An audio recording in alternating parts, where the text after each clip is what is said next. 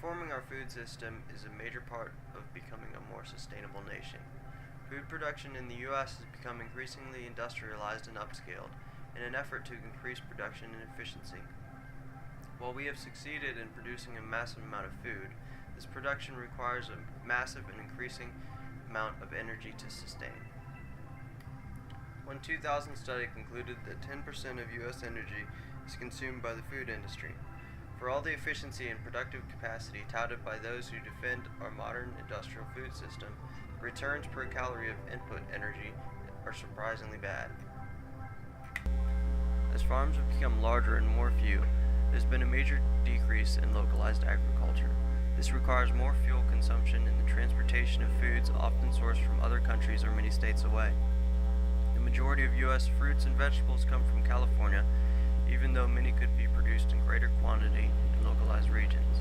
Moving food long distances also demands cold storage in many instances, which further increases wasted energy.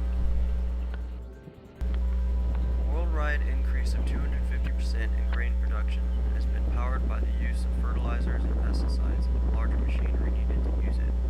According to a 1994 study, 400 gallons of oil are consumed annually in the U.S. per person to fuel food production. Although fertilizer has radically increased production on farms, the increase in agricultural fuel consumption has outpaced increases in food production, and with the ever-rising price of fuel, the current rate of petrochemical use won't be sustainable.